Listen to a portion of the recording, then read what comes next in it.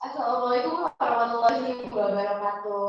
Terima kasih kepada MC kece kita tadi yang telah meramaikan dan membuka acara setelah isoman. Teman-teman mungkin udah ada yang charge, udah ada yang makan dan sebagainya.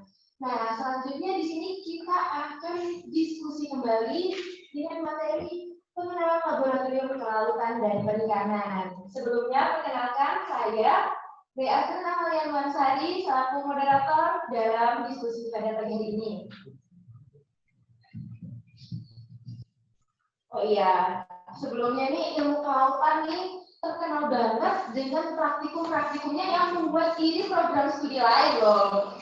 Karena kapan lagi loh praktikum pergi ke laut, praktikum sekaligus liburan. Pasti nonton penasaran kan? Di mana ada praktikum, tentunya ada laboratorium dalam menganalisa hasil-hasil dari praktikum itu tadi.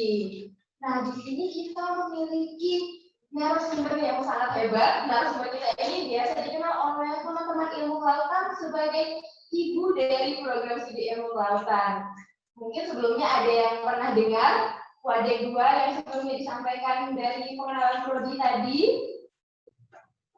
Nah, di sini kita memiliki narasumber yang begitu hebat sekali. Untuk lebih kenal lagi, saya akan membacakan kurikulum vitae beliau terlebih dahulu.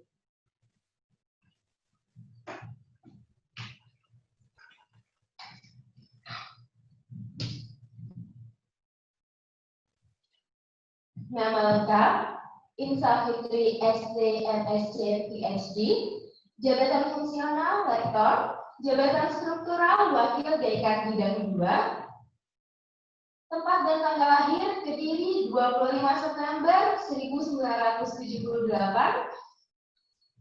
alamat kantor Jalan Raya Talang PO Box 2 Kamal Bangkalan, alamat email insafitri@yahoo.com, lulusan yang telah dihasilkan sarjana atau S1 sebanyak 30 orang, mata kuliah yang diampu ekologi laut, biologi laut, selam, korologi, alga laut, dan taksonomi. Riwayat pendidikan perguruan tinggi sarjana Universitas Diponegoro, bidang ilmu kelautan, tahun masuk 1997 dan lulus pada tahun 2002. Judul skripsi lanjut pertumbuhan karang prioritas Lutia di Karimun Jawa. Untuk S2 di University of Philippines Visayas dengan bidang ilmu Fisheries Biology, tahun masuk 2006 dan tahun lulus 2009 dengan judul skripsi Reproductive Performance Anadentia edentula after oil spill in the Philippines. S3 di Kanazawa University Jepang dengan bidang ilmu Marine Environmental Dynamics, tahun masuk 2011 dan tahun lulus 2014. Judul skripsi Indonesia Intertidal Ostracos, their adaptation to be prohibited and the description of new species. Nah, di sini saya akan membacakan beberapa pengalaman beliau karena tentunya kaya akan prestasi. Untuk menghemat waktu, di sini saya akan membacakan hanya beberapa saja.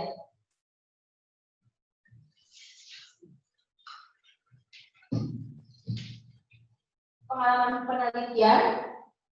Blueprint pengelolaan penyakit karang sebagai pendekatan dalam strategi pengelolaan terumbu karang di Pulau Tinggi Labak Madura pada tahun 2017 sampai tahun 2018 dengan sumber PPT Ristek Dikti, pengalaman pengabdian kepada masyarakat dalam 5 tahun terakhir. Di tahun 2016 pengabdian masyarakat di Labak Sumeneb dengan sumber pendanaan penerapan ITEK Sosbud pusat multitahun uji Sigemas atau sumber lainnya juga. Pengalaman penulisan artikel ilmiah dalam jurnal 5 tahun terakhir, salah satunya yaitu Biodiversity Solent SD in Madura Island, nama jurnal Applied Mechanics and Materials. Pengalaman penyampaian makalah secara oral pada pertemuan atau seminar ilmiah dalam 5 tahun terakhir. Salah satunya yaitu The International Conference of Marine Biodiversity dengan judul artikel Description of new species and biogeographical analysis of Indonesia Paradoxotomati di Bali pada tahun 2016. Pengalaman penulisan buku dalam 5 tahun terakhir yaitu dengan judul Developing Coral Reef Conservation Zones in Decamean Archipelago Indonesia pada tahun 2013 dengan jumlah halaman 43 halaman. Pengalaman merumuskan penghargaan yang pernah diraih dalam 10 tahun terakhir baik dari pemerintah, asosiasi atau institusi lainnya. Salah satunya yaitu Satya Lancana Pengabdian 10 tahun oleh pemerintah RI pada tahun 2017.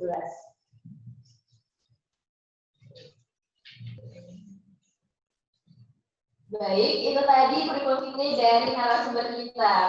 Teman-teman pasti sangat penasaran kan apa yang akan disampaikan oleh pemateri kita pada pagi hari ini menjelang siang ini.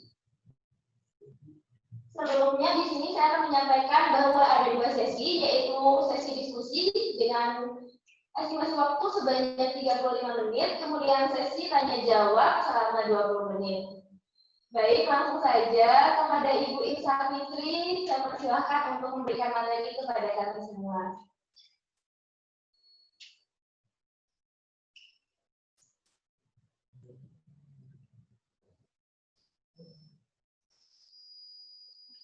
Oke, terima kasih. Oke, saya buka aja ya maskernya ya. Assalamualaikum warahmatullahi wabarakatuh.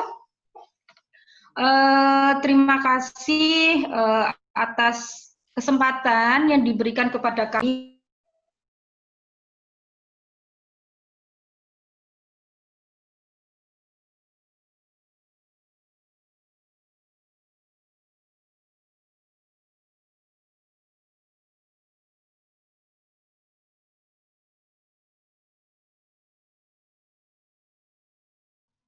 Oke. Bisa mendengar suara saya ya? Bisa? Ini sudah unmute ini. Moderatornya siapa? Astrid ya? Astrid, bisa dengar suara saya jelas nggak?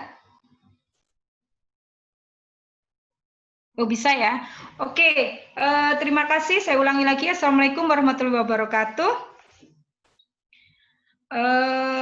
Saya sangat senang ya, sangat excited sekali hari ini bisa berkumpul walaupun virtual dengan maba, juga dengan panitia Ombak 2020. Terima kasih atas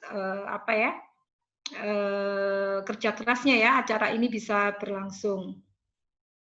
Hari ini saya diberi tugas oleh panitia memberikan materi mengenai pengenalan laboratorium yang ada di jurusan kita, yaitu laboratorium kelautan dan perikanan. Kebetulan saya sebagai kepala labnya dan kebetulan saya merangkap menjadi wakil dekan di bidang 2 ya, tentang sarana prasarana, salah satunya adalah membidangi itu. Untuk mempersingkat waktu, kita akan presentasikan apa sih mengenai laboratorium yang ada di jurusan kita. Apa presentasinya? Nah, itu di sini ya. Iya. Nah. Bentar ya, kita siap.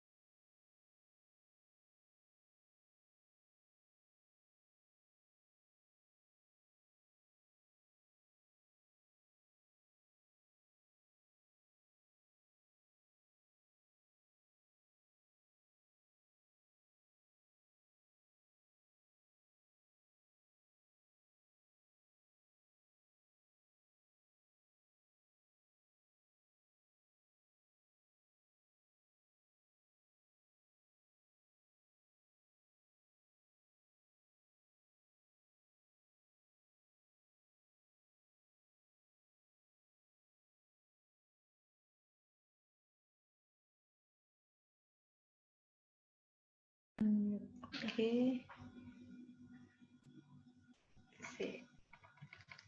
Kita mulai dari sini aja slideshow. Oke, thank you. Oke, kita mulai ya pengenalan laboratorium kelautan dan perikanan. Jadi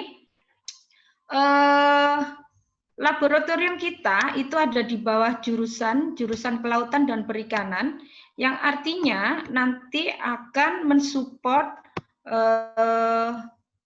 dua prodi, yaitu ilmu kelautan dan perikanan. Kebetulan nama prodinya adalah manajemen sumber daya perairan. Nah, dulu ketika Anda SMA, saya rasa sudah tahu ya laboratorium itu apa. Nah, di sini di perguruan tinggi kita mempunyai laboratorium, atau biasanya teman-teman menyingkatnya dengan nama lab. Nah, itu adalah tempat riset ilmiah. Jadi nanti tempat Anda melakukan eksperimen, melakukan pengukuran, ataupun pelatihan ilmiah dilakukan. Nah, kalau Anda tanya teman-teman mahasiswa di ilmu kelautan, mereka menghabiskan waktu paling banyak itu ada di laboratorium. Karena apa ya, spend ataupun waktu yang dibutuhkan ketika praktikum itu berbeda, walaupun sama-sama satu SKS. Yang ini mungkin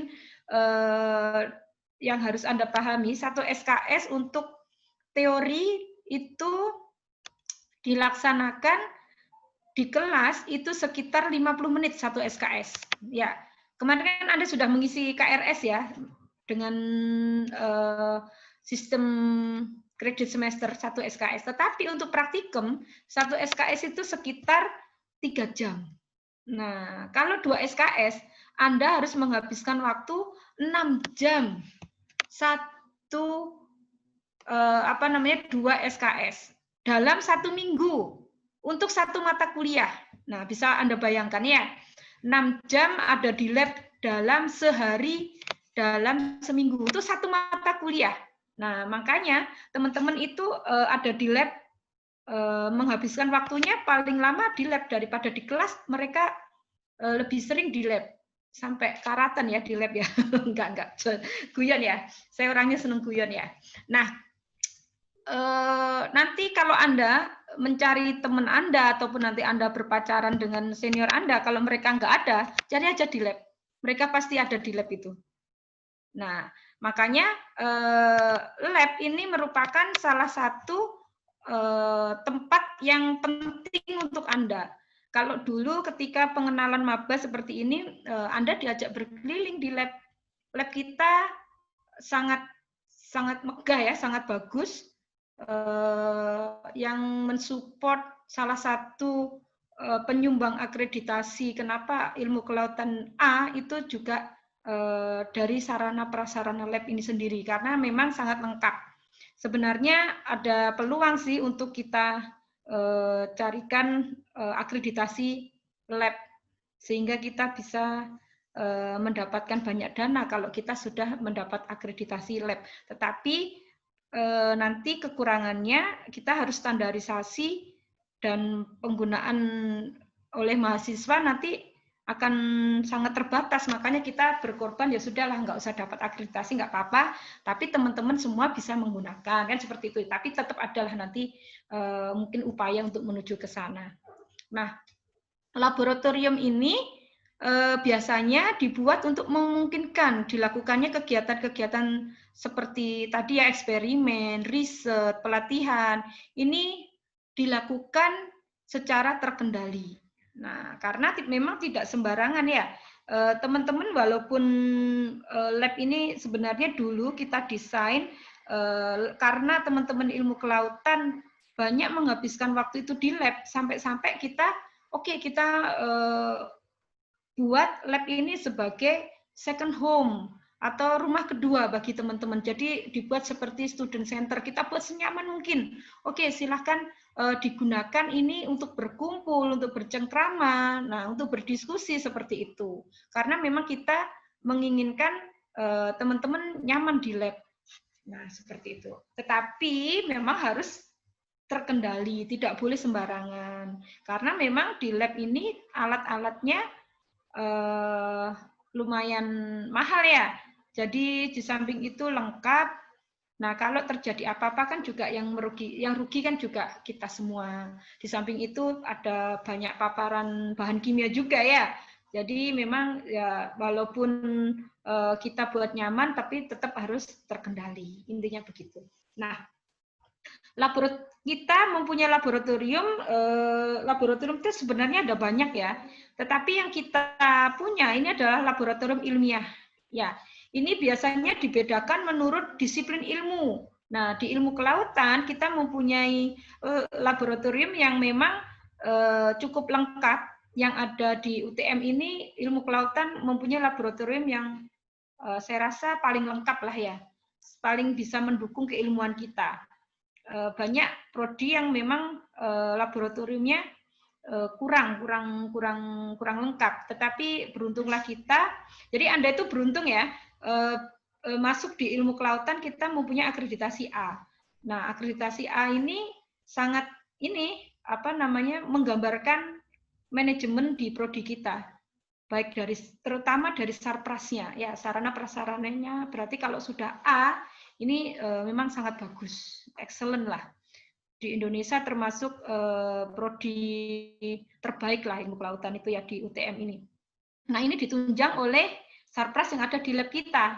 Nah, kalau di tempat lain ini kan berdasar disiplin ilmu ya, ada laboratorium fisika, laboratorium kimia, biokimia, komputer, dan laboratorium bahasa. Nanti akan kita kupas apa saja sih laboratorium yang ada di kelautan dan perikanan.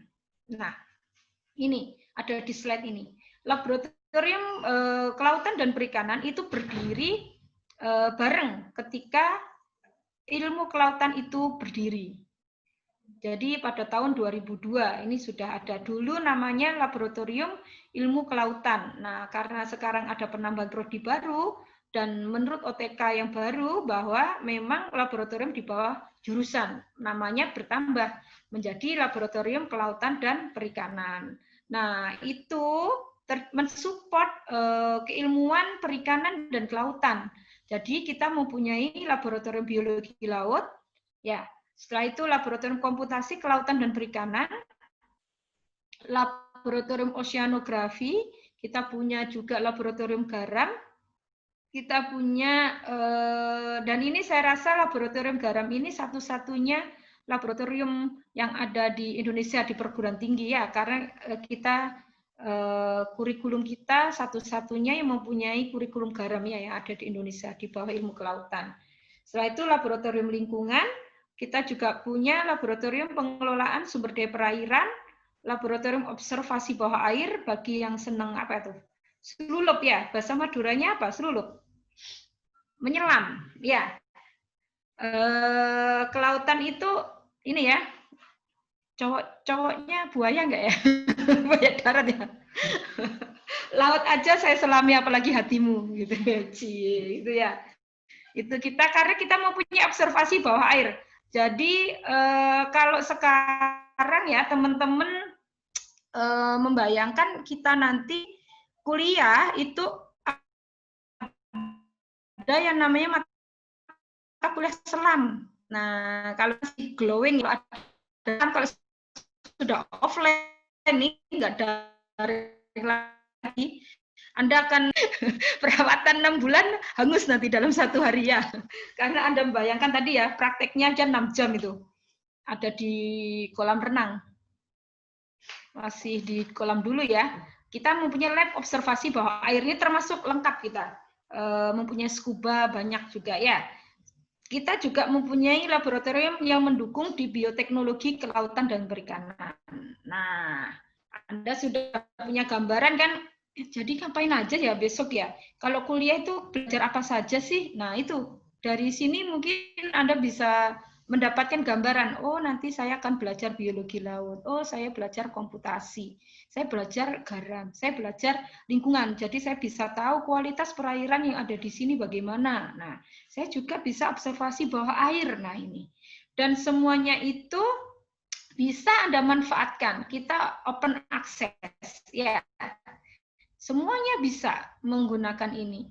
Jadi kelebihan teman-teman kelautan dari UTM itu alat-alatnya dari yang sederhana, kompleks, sampai yang paling mahal dan satu-satunya alat yang ada di Indonesia hanya ada di kita, itu bisa Anda gunakan. Sampai dari prodi lain, dari universitas lain, itu sampai heran loh, kok ini bisa ya dipegang mahasiswa ya. Nah, seperti itu. Dan mereka kadang tidak familiar dengan alat-alat tertentu, tapi kita punya ya. Bahkan dipinjem, bahkan dari proyek-proyek besar pun setaraf nasional pun kita biasanya juga meminjam alat dari sini ya. Oke, di samping itu Anda juga cukup beruntung pada tahun ini juga Anda bisa memanfaatkan laboratorium lapang berupa tambak garam ya, yang kemarin disahkan oleh Bapak Menteri ya, Pak Nasir ya, kalau zaman dulu itu ya.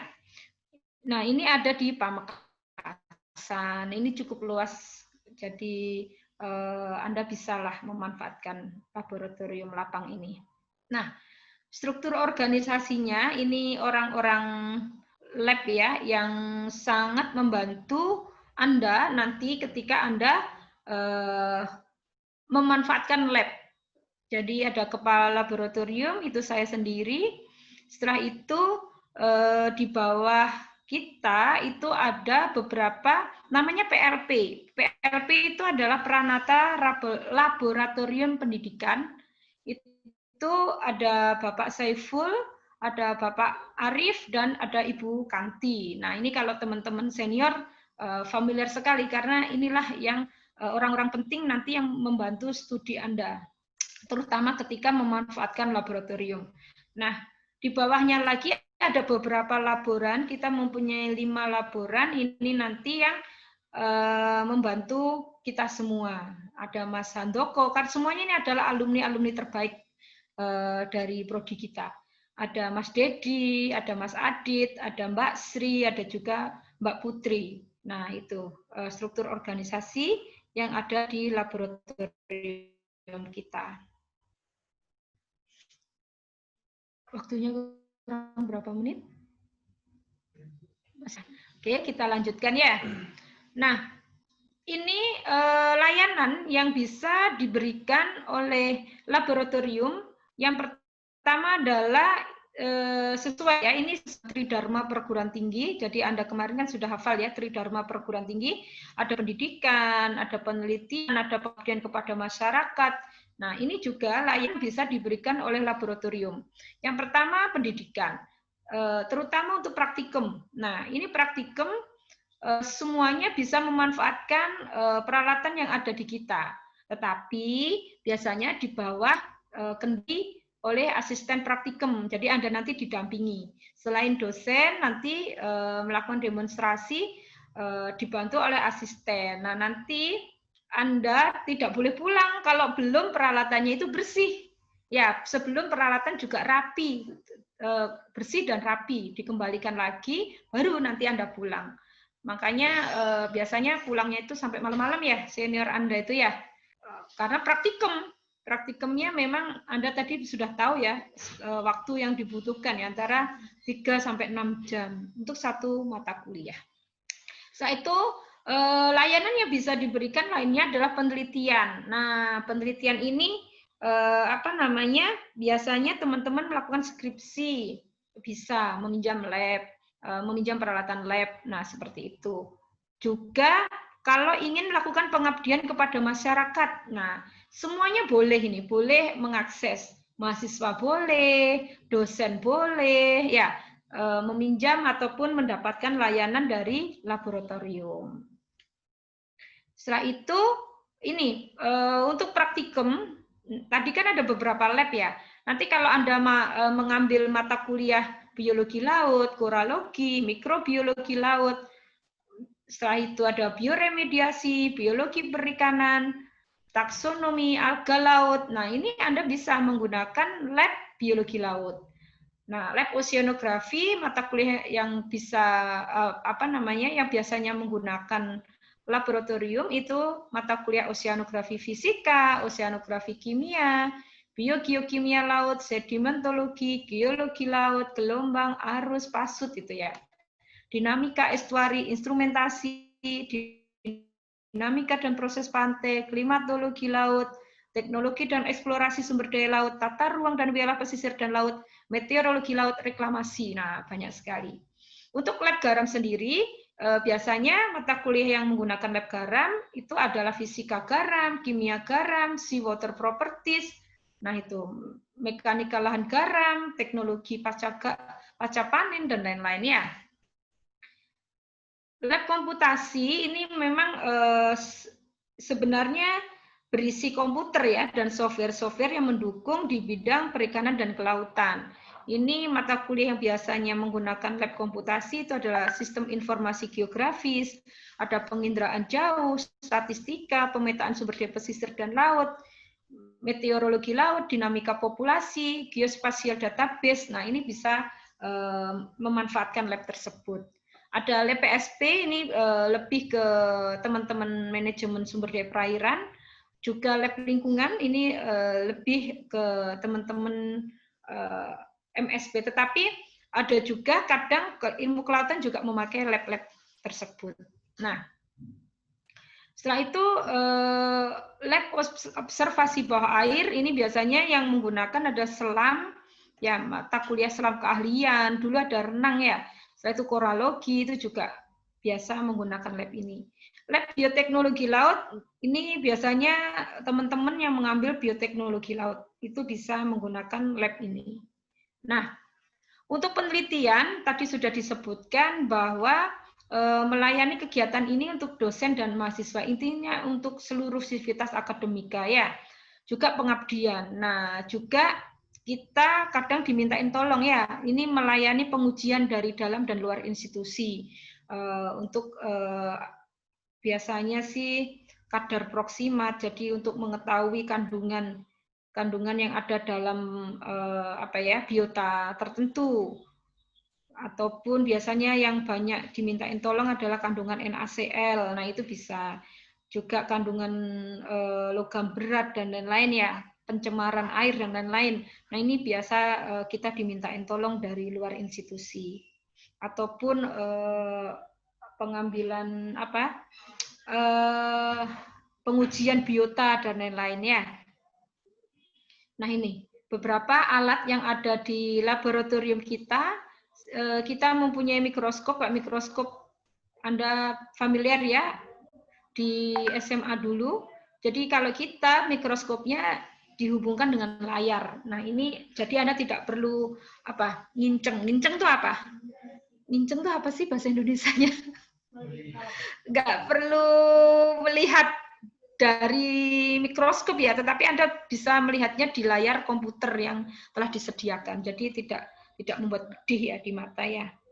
Setelah itu, ini peralatan mikrobiologi. Jadi kalau Anda ingin penelitian mengenai mikrobiologi bakteri terutama ya, ini contohnya. Ini mereka sedang melakukan penanaman bakteri ya.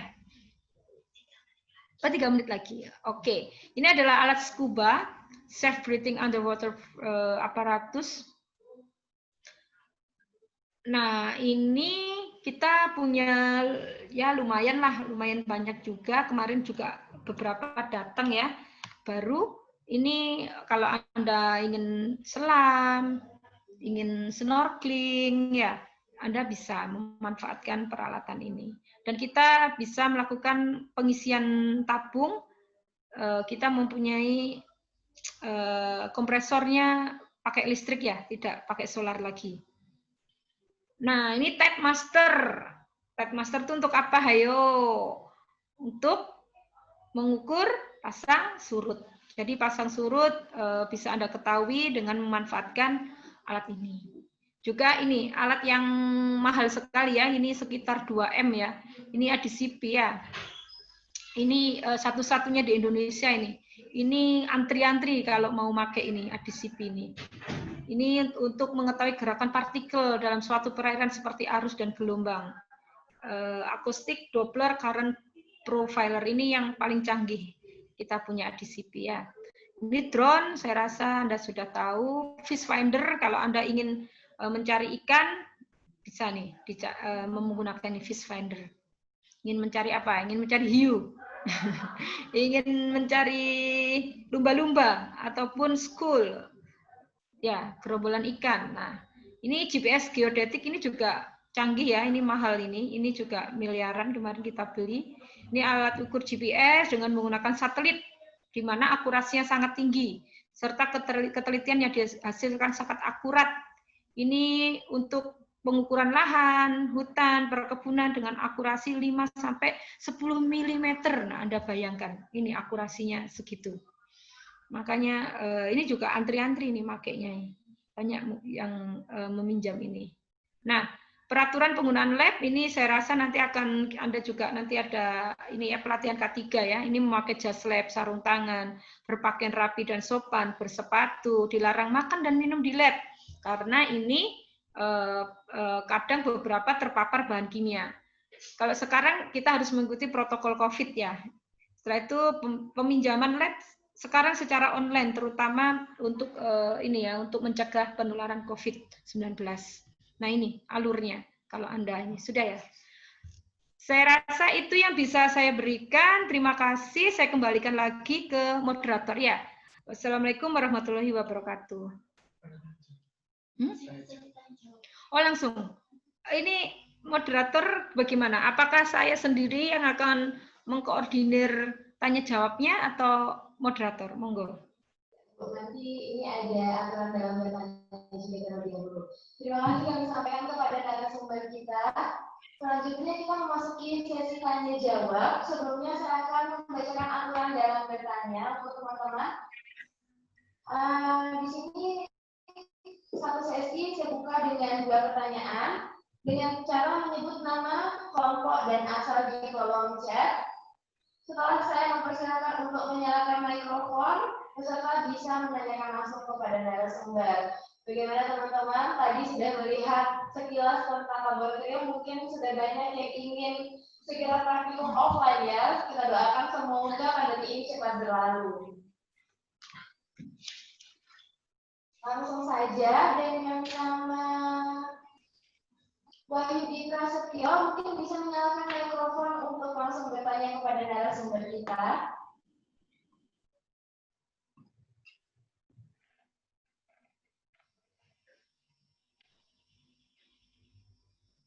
Pakai batik ya. Assalamualaikum warahmatullahi wabarakatuh. Waalaikumsalam warahmatullahi wabarakatuh.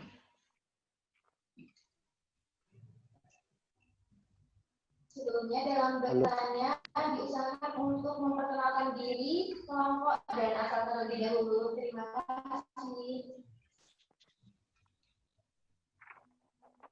Assalamualaikum warahmatullahi wabarakatuh. Perkenalkan, nama saya Wahyudi Prasetyo, 9 itu Laut Tengah, berasal dari Sampang.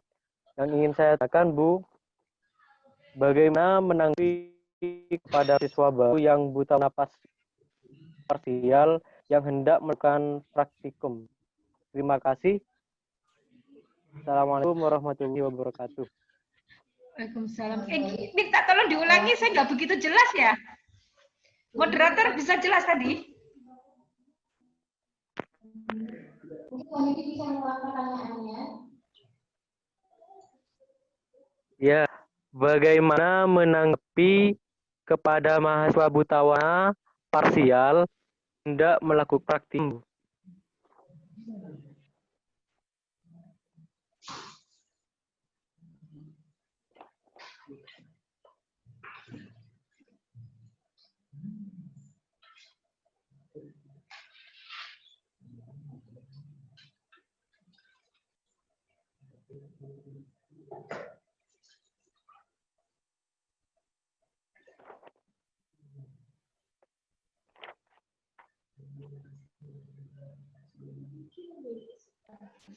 Ini langsung saya jawab ya, moderator ya, Astrid. Ya, Langsung ya? Ibu, Oh. bisa langsung dijawab. Oke. Mas Wahyudi Prastyo, maaf, buta warna parsial kah? Iya. Iya, ya. Eh, ya mungkin nanti gini aja, apa namanya, ketika kita praktikum nanti akan ini ya, kita dampingi secara ini, apa namanya, intensif ya. Ingatkan saya ya. Nanti akan saya inikan ke Siap, PRG Ibu. ya. Karena ada pembacaan beberapa itu spektrometer ya. Itu kan memakai gelombang ya. Itu kan memakai warna ya. Nanti mungkin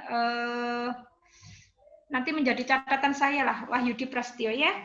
Jadi nggak apa-apa, nanti akan kita inikan, apa namanya, Ibu. kita bantulah.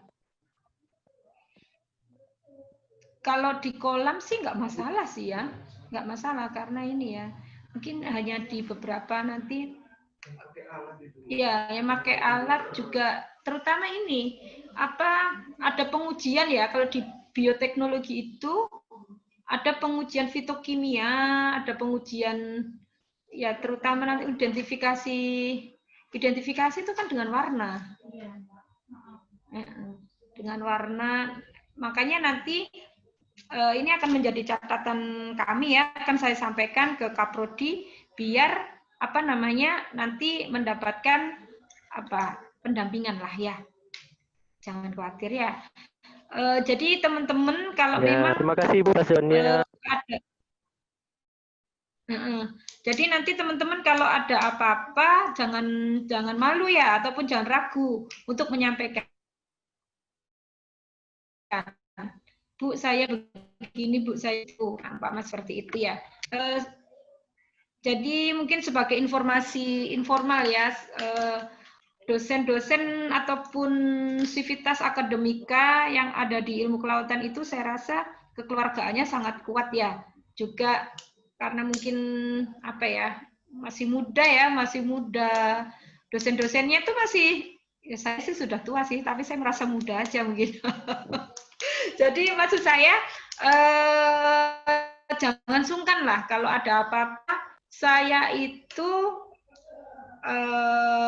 apa ya, menerima bimbingan itu nggak hanya akademis, kadang itu bimbingan macam-macam ya teman-teman tuh kalau berkeluh kesah, saya putus pacar Bu, saya mempunyai masalah ini Bu. Nah itu hanya sebagai gambaran ya bahwa kita memang sangat welcome ya. Jadi kalau di rumah Anda orang tuanya deket gitu kan, kalau sekarang kan masih daring ya, kalau nanti sudah luring gitu ya, itu Anda kan ada di sini ya, anggaplah kami, kalau mau menganggap kami sebagai orang tua ya silakan, mau menganggap kakak ya kakak.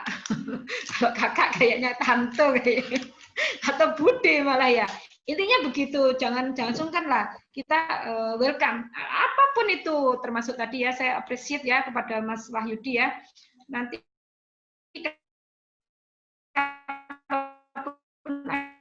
ada masalah apapun dulu itu sebenarnya dia itu ini apa,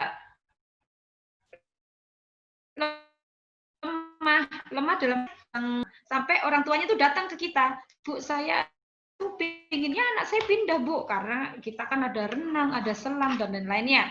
Dan dulu itu kalau penelitian teman-teman kelautan itu dibutuhkan bukan hanya pinter loh, itu juga harus cerdas secara emosional, juga harus kuat karena kita menghadapi gelombang, menghadapi arus, apalagi ketika mengambil data. Nah seperti itu. Sampai orang tuanya khawatir gitu. Keluarga besarnya sampai datang nih ke kampus. Tetapi ternyata anaknya ngengkel. Enggak Bu, saya enggak mau dipindah Bu. Saya pengennya di ilmu kelautan Bu. Dan alhamdulillah berhasil.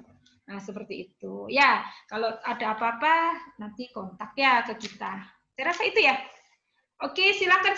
Ayo bertanya, diobrol. Monggo moderator. Selanjutnya Ibu ada pertanyaan kedua dari Anissa Noviani. Kepada Anissa Noviani mungkin bisa menyalakan mikrofonnya untuk bertanya langsung kepada narasumber kita.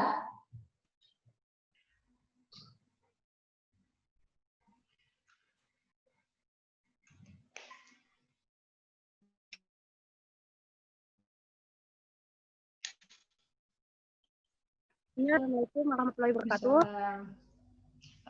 Perkenalkan, saya Nisa Noviani. Saya dari Kabupaten Trenggalek, tepatnya dekat di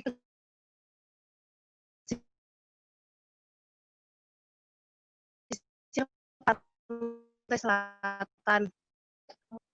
Ini konservasi pesisir, air, dan juga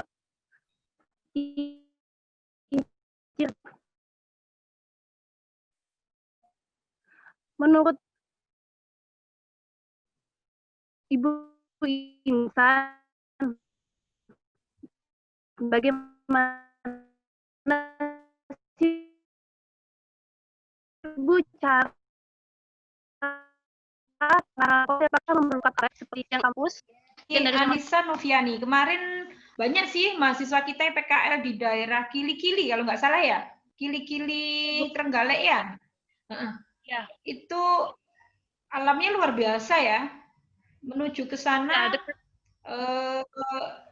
melewati lembah gunung ya dengan tebing-tebingnya. Jadi karakteristik dari pantai selatan itu kan memang tebing ya. Itu luar biasa sekali ya, penyu bisa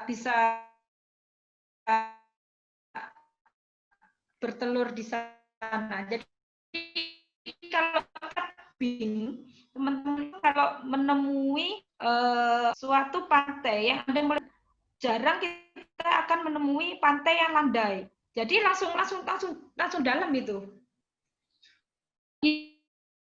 Langsung tajam.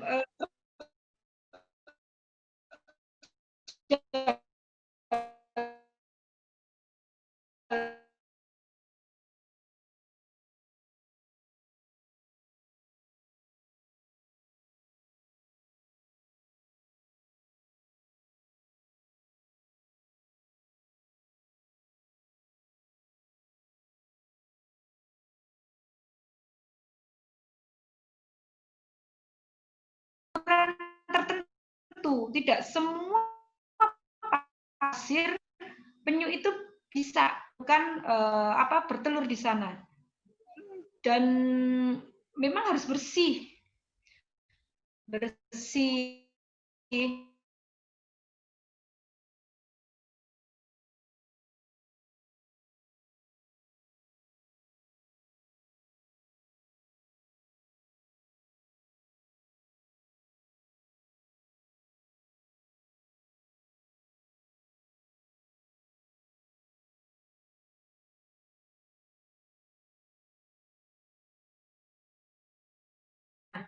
Itu penyu itu mau ke sana karena ada itu tadi aroma pandan pantai itu. Nah gitu.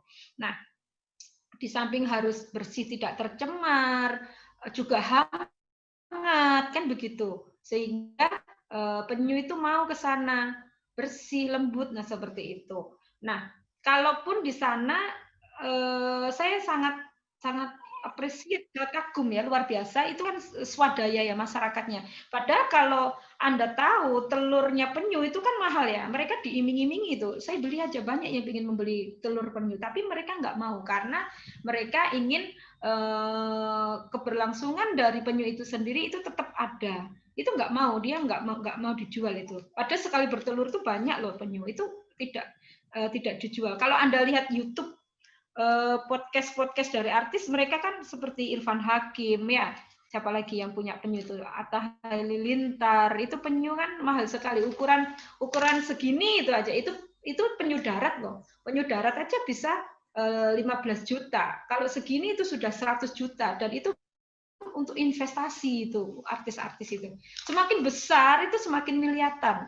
Nah seperti itu mereka nggak mau, nggak dijual ya. Ini saya cerita sharing informasi aja ya, keberadaan konservasi penyu ya yang ada di Trenggalek. Nah itu mereka tidak tergiur dengan semua itu. Nah walaupun mereka melakukannya secara manual ya, dan itu saya rasa ilmu mereka itu jauh lebih luar biasa daripada saya yang hanya membaca buku. Nah seperti itu. mereka dengan pengalamannya itu bisa melakukan sesuatu yang segitunya gitu. Kalau kita kan hanya teori ya, apalagi dosen itu kan tidak semuanya, bukan semuanya ditangani. Kalau saya pribadi, saya lebih tertarik ke masalah karang. Nah, ilmu saya tentang penyu itu sangat sedikit sekali dibandingkan dengan teman-teman yang bergerak di konservasi penyu yang ada di sana.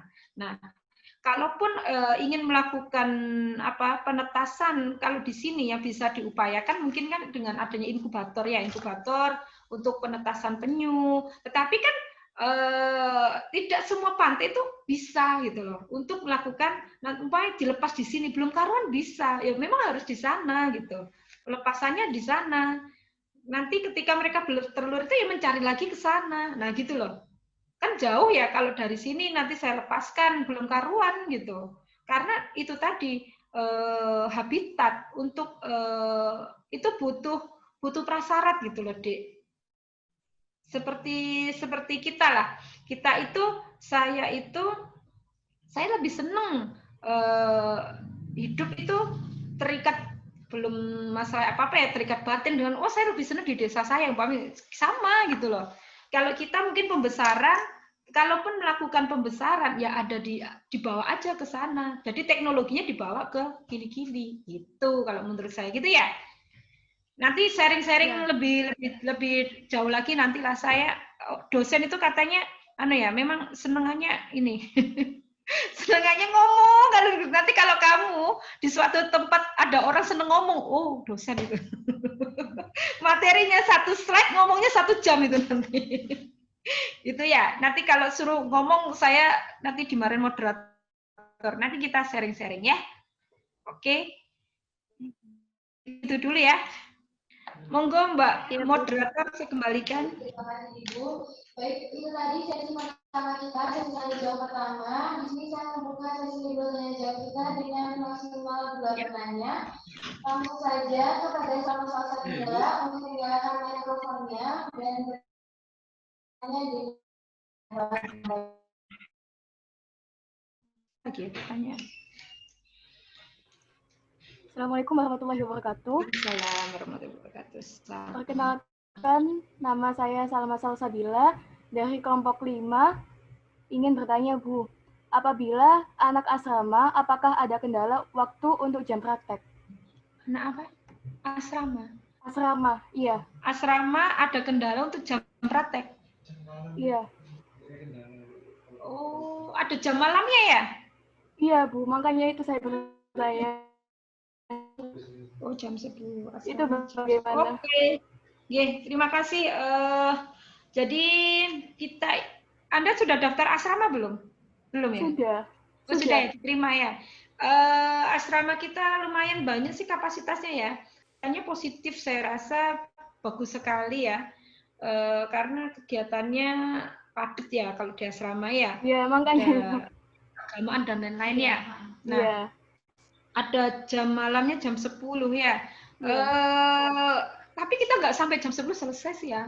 Ada kendala nggak biasanya teman-teman? Ada izin di asrama, ada ya?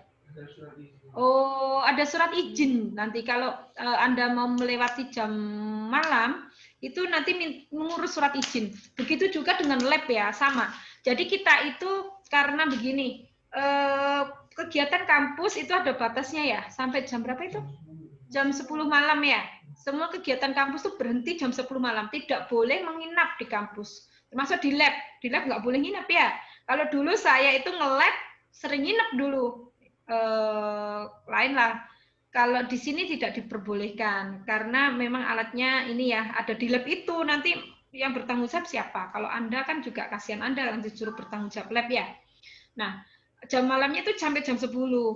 Asrama juga jam 10 karena asrama itu ada di kompleksnya universitas. Jadi ada di dalam kampus. Nah, nanti semua kegiatan walaupun kegiatan apapun melewati jam 10 itu ada izin gitu loh, Dek. Oh, nanti Anda bisa ngurus izin di asrama. Di lab pun kalau lewat jam, kadang kan kita memelihara nyawa ya. Kadang waduh kita harus nungguin gitu. Nah, kayak gitu itu ada izinnya sih. Hal-hal tertentu bisa kita beri izin. Jadi terbatas biasanya ya. Dan biasanya memang didampingi oleh PLP tadi itu loh yang kita ini kan. Tuh. Oke. Ya, baik, terima Iya. kasih Bu. Yuk, sama-sama. Saya serasa jadi ini punya podcast kayak YouTuber. Monggo moderator. Jadi tadi kepada pertanyaan terakhir Ibu dari Muhammad Ilyas. Mungkin bisa menyalakan mikrofonnya untuk langsung bertanya dengan aturan yang telah disampaikan tadi. Oke, silahkan. Mana orangnya? Nggak ditampilkan ya? Muhammad Ilyas. Oh, ini Muhammad Ilyas. Oh, oke, silakan. Nama saya Muhammad Ilyas, saya dari kelompok 1. Izin bertanya, Bu. Memanfaatkan fasilitas lab guna penelitian. Terima kasih. Oke, pertanyaannya sangat bagus sekali ya. Ilyas dari mana? Dari Probolinggo. Oh, dari Probolinggo ya. Saya sering ke Probolinggo. Jadi begini, lab itu kan semuanya boleh memakai ya. Kalau sekarang itu, bentar ya, saya. Oh,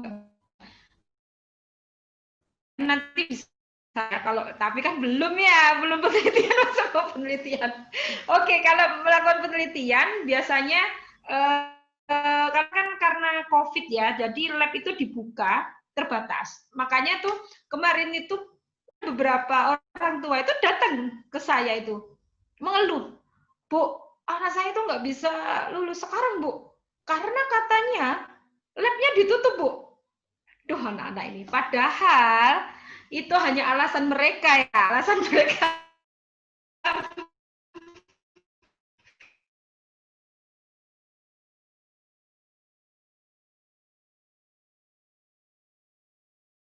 Malas mengerjakan skripsi mungkin.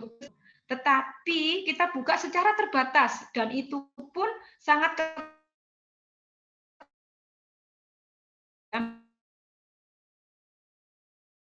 mengikuti protokol. Saya ini bisa Anda minta nanti ke Mbak Senior ya.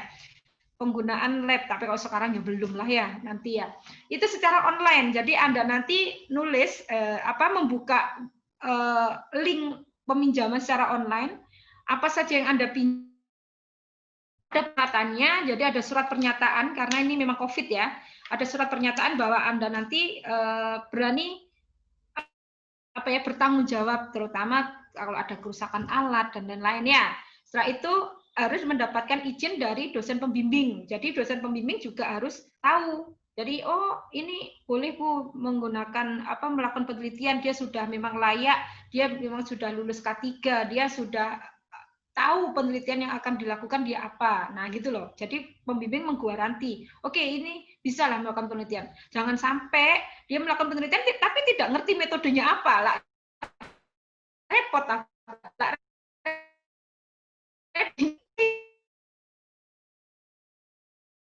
Jadi pembimbingan setelah itu prosedur selanjutnya itu adalah melakukan screening kesehatan. Nanti kita ada screening kesehatan yang memang dipersyaratkan, intinya aman buat Anda, aman juga buat kami gitu.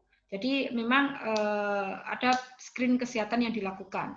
Jadi setelah semuanya itu selesai, Anda upload dengan semuanya itu, baru nanti pihak TU akan memberi persyaratan itu dan memaraf itu, dan nanti akan kita keluarkan surat izin menggunakan lab. Nah, sekarang agak ribet sekarang. Kalau dulu nggak seribet ini karena itu ya. Jadi saya rasa sebenarnya syarat-syaratnya cuma nggak sempat kebaca ya tadi ya. Itu saya rasa di slide tadi sudah jelas apa saja syaratnya dan lain-lain ya. Oke. Tapi nanti suatu saat kalau kita berjumpa gitu ya, kalau sudah luring itu lab itu welcome banget kok, karena kita memang apa ya, visi misi kita kan yang mensupport ya, mensupport semuanya. Jadi alatnya itu benar-benar open access dan hanya di kita kayaknya ya. Kalau PKL itu kadang teman-teman dari perguruan tinggi lain tuh sampai heran, loh kok kamu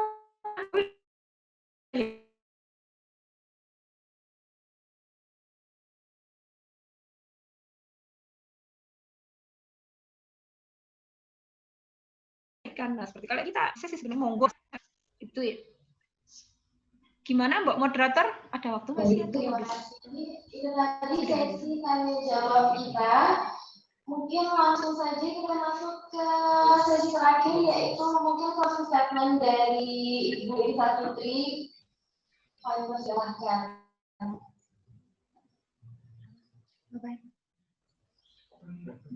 Kurang-kurang jelas suruh ngapain? Ini anu banget ini. Ini telinganya sudah tua ini. Emang nggak jelas ya? Suruh ngapain ini? Ya, itu tadi akhir dari sesi tanya jawab kita. Mungkin untuk mempersingkat waktu, langsung saja kita masuk ke closing statement. Mungkin dari Ibu Elisa Fitri ada closing statement untuk teman-teman mahasiswa baru ilmu pengetahuan Universitas Sriwijaya Madura. Oh, pesan ya, pesan dan kesan ya. Ibu. Oke. Aduh, saya rasanya baru kenal aja sudah rindu ya. Ini masih berapa wajah nih yang ada di monitor saya ini?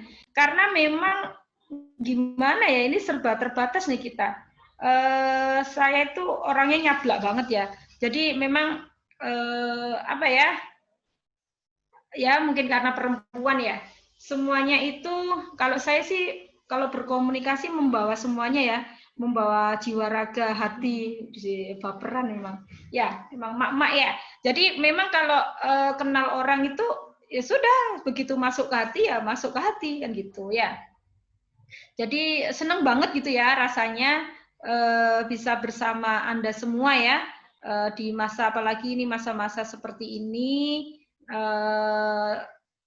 Besar harapan kita kan ya COVID ini cepat berlalu ya sehingga kita bisa bertemu kan begitu ya, mengobati rindu semua ya. bisa jadi syair lagu itu ya.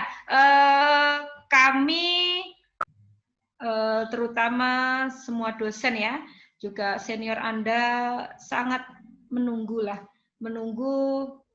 kita bisa bertemu nanti di kampus kita yang biru gitu ya. Padahal nggak biru ya, hijau ya kita ya. Jadi kampus kita di UTM tercinta ini termasuk inilah yang megah ya, RKBI yang terbaru ya. Jadi memang itu mungkin hadiah dari Pak Rektor ya untuk kita ya. Lumayan bagus sih. Gitu ya, kita menunggulah nanti kita suatu saat bertatap muka lah. Sebenarnya kalau pengenalan lab kayak gini kita royal biasanya ya, kita ngasih hadiah ya. Tapi sekarang gimana ini hadiahnya? Ya. Mungkinlah nanti suatu saat ya. Itu aja Mbak Moderator. Terima kasih ya, kita dosen-dosen di sini mengucapkan kembali selamat datang. Kalau ada apa-apa, apapun itu, kadang teman-teman itu semuanya ya, kita terbuka ya. Mbak-mbak senior, mas-mas senior, biasa ya, kalau senior-senior tebar-tebar pesona, nanti jangan kaget ya. Kelautan lumayan sih, lumayan ganteng-ganteng ya, lumayan cantik-cantik. Ya, wah langsung senior di sini langsung ini besar kepala ini.